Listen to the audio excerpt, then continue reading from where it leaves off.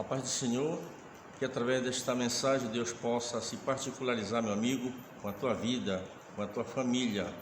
Saiba, amigo, que Deus tem um plano de salvação na tua vida. Eu estou aqui com o livro de Apocalipse, capítulo 1, do versículo de número 12, que nos diz assim a palavra de Deus: E virei-me para ver quem falava comigo, e virando-me, vi 7 castiçais de ouro.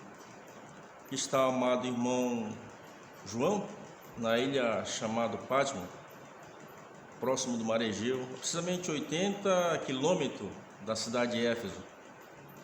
E Deus deu uma revelação à pessoa do nosso irmão João.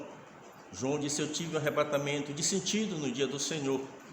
E João disse: eu ouvi de trás de mim uma voz que era como um som de trombeta, e me dizia: o que vê, escreve num livro e envia às 7 igrejas que estão na Ásia: a igreja de Éfeso, Esmirna, Tiatira, a igreja de Sardes, Laodiceia e Filadélfia.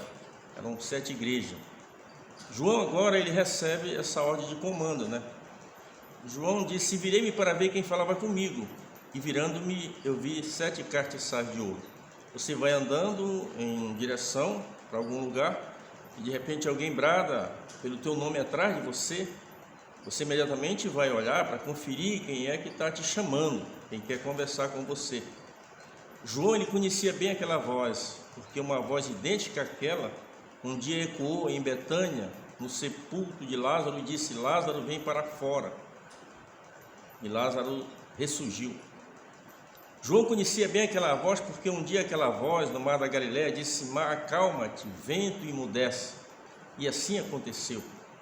João conhecia bem aquela voz porque eram 3 anos que eles tinham vivido juntos, né? Antes, quando ele iniciou o seu ministério como apóstolo de Jesus Cristo.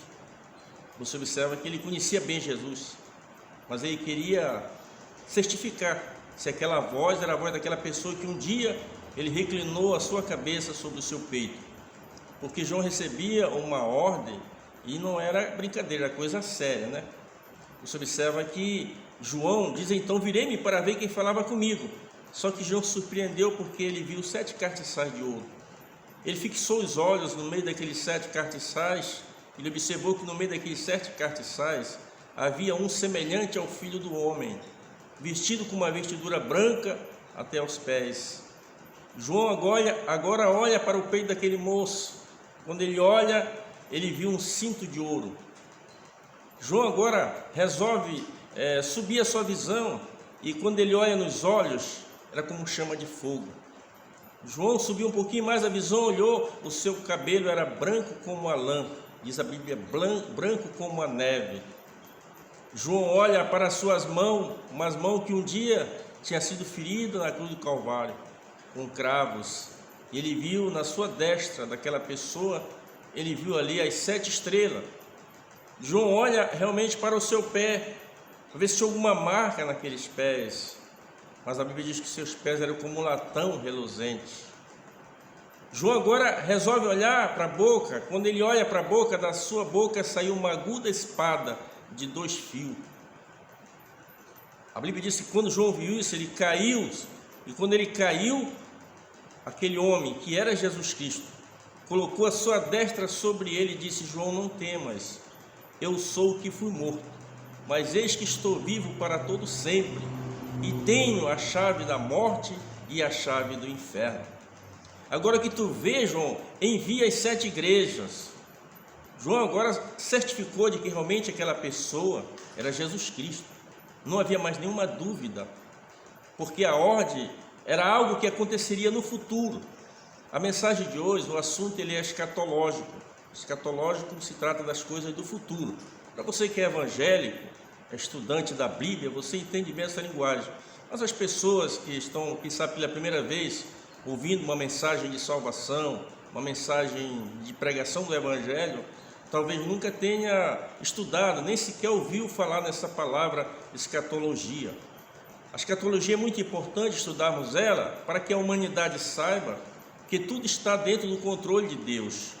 Tudo o que acontece, Deus já está sabendo antes que aconteça. Tem um atributo da divindade chamado onisciência. Deus sabe de todas as coisas. Deus jamais pode ser surpreendido em qualquer circunstância da vida. Eu, amigo, você, amigo, pode ser surpreendido pelo assalto, pelo acidente, pelo um outro tipo de fatalidade. A mesma coisa não acontece com Deus, porque o amanhã para Deus é como ontem, o amanhã para Deus é como o presente agora. Eu e você, a gente enxergamos apenas aquilo que está na nossa frente, mas Deus, ele vê mais adiante. E aqui Deus disse: olha, tu vai. Só que o assunto era sério, que o assunto envolvia os 7 castiçais, representavam as 7 igrejas. Significa que o Senhor Jesus está no meio da igreja, no meio do seu povo. A igreja do Senhor estava passando por uma perseguição muito grande, uma perseguição no sentido social, no sentido político e no sentido econômico. Mas mesmo assim Deus não abandonou a igreja. Jesus Cristo não abandona a sua igreja. A igreja é a menina dos olhos de Deus. As pessoas se levantam contra a igreja, mas é para perder tempo. Jesus disse que as portas do inferno não prevalecerão contra a igreja do Senhor. Se os demônios, os principais, Satanás e todos os seus agentes se levantar contra a igreja, eles vão perder tempo, porque Jesus falou, está falado. Ele disse que as portas do inferno não prevaleceriam contra a igreja do Senhor. A igreja do Senhor é quem? Eu. É você que entregou a sua vida a Cristo. É você que é um servo de Deus. É você, meu amigo, que está me acompanhando agora e que vai tomar uma decisão também de entregar a sua vida a Cristo, fazer parte da igreja de Cristo. Um dia vamos falar mais aprofundadamente sobre a igreja. Temos a igreja militante e a igreja triunfante. A triunfante daqueles irmãos que já partiram. A militante é eu e você que estamos aqui para militar contra as hostes infernais da maldade. Agora João disse: virei-me para ver quem falava comigo, e virando-me eu vi 7 castiçais de ouro, e no meio dos 7 castiçais um semelhante ao Filho do Homem. Agora a mensagem em primeira mão era para quem? Para os 7 anjos daquelas 7 igrejas. Você observa aqui que Deus, ele não tratou com a igreja, ele tratou com o líder da igreja, com o anjo da igreja. Nós observamos aqui que poderíamos pegar este texto aqui e focalizar esta mensagem nas 7 cartas da Ásia. Um dia nós vamos retornar a esse estudo e vamos entrar sobre as 7 igrejas. Inclusive vamos falar sobre, fazer um paralelo entre a igreja de Laodiceia e a igreja de Filadélfia. E vamos ver nesse paralelo a igreja do arrebatamento. Aí você vai ver se você está inserido nela ou não. Se você não tiver, você tem que ter o maior cuidado da sua vida e tomar uma posição diante de Deus. E eu quero me transportar desse capítulo de número 1, versículo 12, né? Nós vamos nos transportar para o capítulo 16 do livro de Apocalipse. Vamos ver as 7 taças da ira de Deus. Este é o tema desta mensagem. Vou dividir esta mensagem em 2 mensagens, porque o tempo não vai permitir que eu fale em uma só mensagem. Então teremos esta mensagem agora e vamos depois gravar a continuação desta mensagem. As 7 taças da ira de Deus. Interessante que Gênesis inicia com 7. Deus trabalhou o 6º dia, até o 6º dia. No 6º dia ele fez o homem, a sua imagem e a semelhança. E depois, no 7º dia, ele descansou. Inicia com 7, e Apocalipse também termina com 7.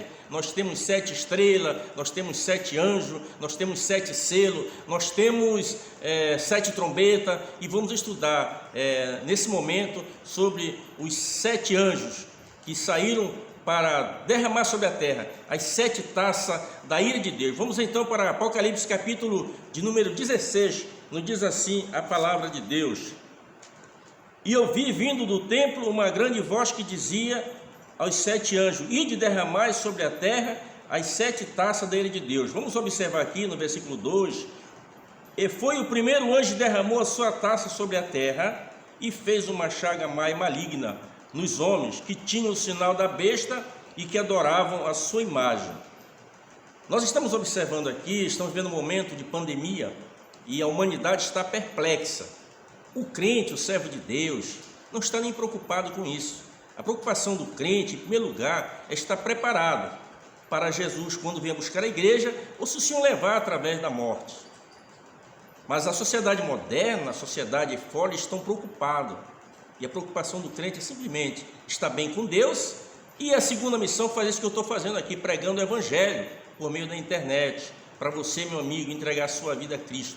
A mensagem de hoje não é para alarmar você não, mas é para dizer para você que o fim vem. E antes que esse fim venha, você tem que entregar a sua vida a Cristo. Fazer como eu, como milhares de evangélicos em todo o país e em todo o mundo têm entregado a sua vida a Cristo. E você, meu amigo, não pode relutar com isso. Então esta mensagem não é uma mensagem para apavorar você não, mas é uma mensagem de conforto. Talvez você diga, mas eu não entendo se esse problema que estão vivendo, como é que estão morrendo os crentes? Eu conheço pastores, talvez você diga, eu conheço missionários que já morreram, eu tinha amigos meus que eram crentes fiéis e morreram. Claro, e vai continuar morrendo, enquanto não tiver a vacina, vai continuar morrendo, isso aí vai ser inevitável, mas estamos apenas no princípio de dores. Esse momento aqui do capítulo 16, não tem mais nada a ver com o princípio de dores, já é a grande tribulação, quando estará cerrada. Até lá a igreja de Cristo não vai passar por isso. Talvez você me diga, mas pregador, como é que o senhor pode me garantir isso? A Bíblia Sagrada nos garante isso. Se você conhece o livro de Êxodo lá, você vai observar que Deus enviou 10 pragas sobre o Egito. Nas 10 pragas sobre o Egito, nas primeiras pragas, os hebreus sofreram junto, mas chegou um momento que Deus fez a separação. A praga só atingia quem? Os egípcios, que representam exatamente o mundo. Então vai chegar um momento que Jesus virá buscar a sua igreja. Nós estamos na semana de número 69 e na 60ª semana, que é a 70ª semana, chamada Semana de Daniel. Então a igreja será arrebatada no meio, ali no início, e depois vai começar uma paz falsa. As primeiras 3 semanas e meia, né? Vai ser uma paz falsa. Depois então vai começar o período da grande tribulação. Um dia nós vamos falar também nesse assunto de escatologia, e nós vamos entrar no capítulo número 13, que fala sobre as duas bestas, uma que subiu da terra e uma que subiu do mar. Nós vamos fazer um paralelo entre essas duas bestas. Mas vamos voltar agora para o capítulo de número 16, que é o que nos interessa nesse momento. E você observa aqui que o primeiro anjo derramou a sua taça sobre a terra. A Bíblia diz que surgiu uma chaga má e maligna em todos os homens. Não importa a posição social, não importa se é governante, se é um simples servente ou qualquer pessoa, isto vai alcançar a todos, uma chaga má e maligna. Você observa hoje que os hospitais já estão abarrotados, morrendo pessoas de todos os níveis. Naqueles dias, meu amigo, será bem pior. Será bem pior porque os hospitais, esses grupos que as pessoas que têm dinheiro hoje, têm condição de ter aí um plano de saúde bom, não vai funcionar naquele dia, meu amigo. Então, você precisa entregar a sua vida a Cristo antes que esse momento aconteça. Então, esta primeira taça, João viu, o anjo saiu, uma voz do tempo, uma ordem de Deus, uma ordem divina. Os decretos divinos, meu amigo, eles são irrevogáveis. E eu posso provar para você que os decretos de Deus são irrevogáveis. Vou dar um exemplo de algo que você convive no seu dia a dia. Já conviveu com um parente seu, com um amigo seu, quem sabe com um filho seu. A morte. A morte é um decreto divino. Você pode fazer plástica, você pode fazer transplante, mas quando a morte vem, ela leva, ela não quer nem saber a sua posição social. Por isso, então, meu amigo, a morte é um decreto divino. O próprio Deus, quando Adão e Eva estavam no jardim, ele disse, de todas as frutas das árvores do jardim podeis comer livremente, mas da semente da árvore, dia em que comer dela certamente morrerei. E Adão e Eva fizeram isso. Eva foi enganada por Satanás e enganou Adão, e comeram ali aquela fruta que Deus havia proibido deles comer.